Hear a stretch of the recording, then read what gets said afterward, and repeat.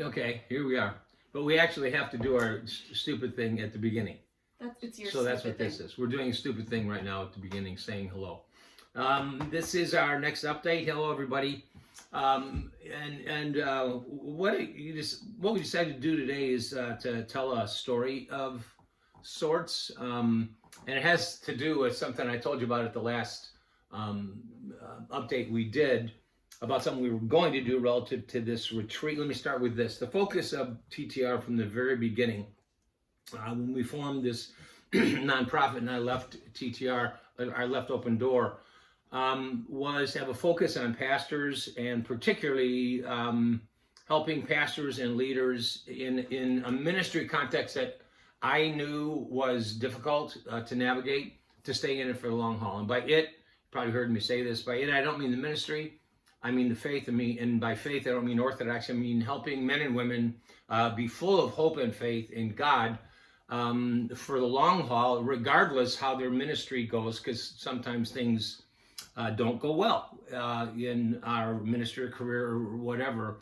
And that was something that I felt like I had to give and to bring. In all my life, relative to the time I was in ministry, I was always seeking out people who had done that, who had navigated particularly a ministry life that can be kind of confusing and pull you in a lot of different directions.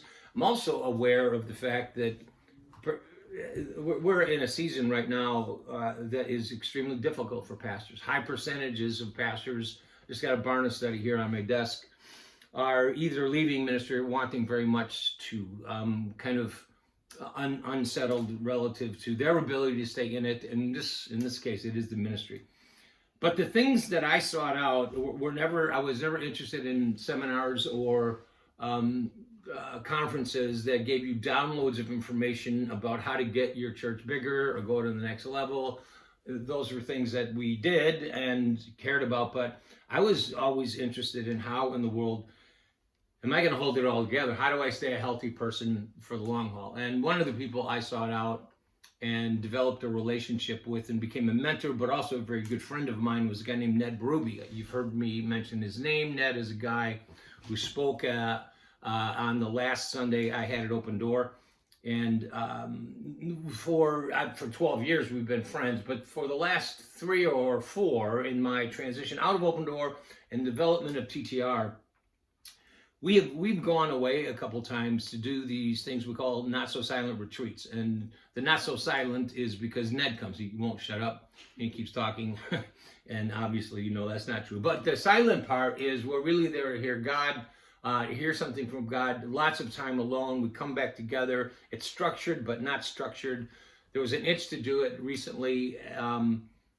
And so I approached Ned, and we both kind of came up with the idea that we should bring some people with us. And so we did. And we ended up with 6 people who came with us, invited them into this space that we described to them in our experience has been sacred space. We go to Oak Forest Camp and have time where we're together to pray and to talk, to process, but also to be alone and just be with God and take a nap or something like that. And so we brought 6 people, and so with Ned and me, and was 8. And it was amazing who came. We were both a bit surprised that everyone we asked immediately, even Dave Bricky was one who came, and it was not a particularly good week for him to come, and he came. And that was very honoring and exciting to me. But what we were both aware of, Ned and I, was that these guys didn't need Ned and me. They needed God's, thus the time alone to be with God. But what Ned and I could do was create this space and create, actually, I do think we know how to create safe space to talk about anything. And that safe space where you can talk about anything becomes sacred space. And then they'd be able to go and be alone and sit by a lake. Dave Bricky sat by a lake in the grass for about 20 minutes and came back with 14 ticks. He heard nothing from God. 14 ticks is what he got. So not everybody had a good time. I think Dave had a great time. Anyway, it was an amazing experience. It just sounds like a dumb thing to say. It was amazing. It really was relationship forming, isolation breaking. One of the comments we got from a guy named Daryl, who came from a good friend of mine now, even more than before, from Salt Lake City, said this, and he's saying it better than I could explain it, but he had just exited one of the darkest seasons of his pastoral ministry. I know the whole story. It was dark. The retreat with Dave and Ned and came at a critically important time. The most significant part, and this is what happens on these things, was when my brothers, all of us, came around him, laid hands on him, prayed for renewed strength from heaven as I go into a new church pastorate in Nevada.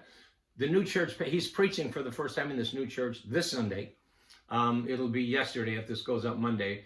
And the day he came up to this retreat, the day before he came up, he had been in that church candidating and they had called him. So he gets this call from this church, flies to Minneapolis, is in my car up to camp, telling me that he just taken this pastorate. Their prayers, he goes on to say, and words of encouragement reminded me that Jesus is not done with me yet. Snap. Jesus is not done with me. Jesus is not done with Daryl or you. He was never done with Daryl, but Daryl didn't know it. And stuff like this helped him remember. It was incredible to every one of them that TTR was able to say to them, no charge. You just come, we'll take care of everything. The meals, in fact, Ned and I want to keep doing these, and one of the ways we're thinking of how many to have at each retreat is how many can fit around a table. That's it. We need to be able to have safe and sacred conversations. Meal times matter, but that even helped us figure out how many we're going to bring. We want to do it again and probably again, and so we want to bring you with you. In one way, you with you. What did I just say? We want your help. I don't know, what am I saying?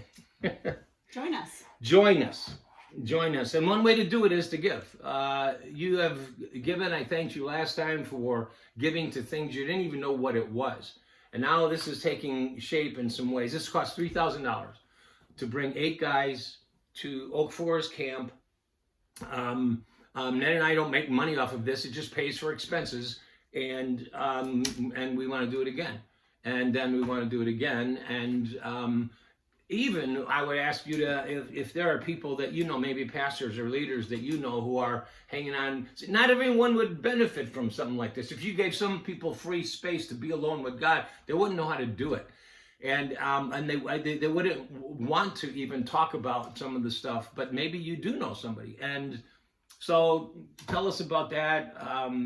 We appreciate your support. Ask you to keep helping us out every way you can. Keep praying for us as well. Pray for Ned and for me. You know, this is a big deal. Extended life. I know that sounds dramatic, but I am not being healed, but I do believe God's going to extend my life. Ned's had 2 strokes. He's not always entirely engaged, but then when he is, and it's amazing. But extension of life and time to keep doing this. Shut up now. I got to be quiet. And send $1 million. Somebody send $1 million. I'm just kidding. Bye.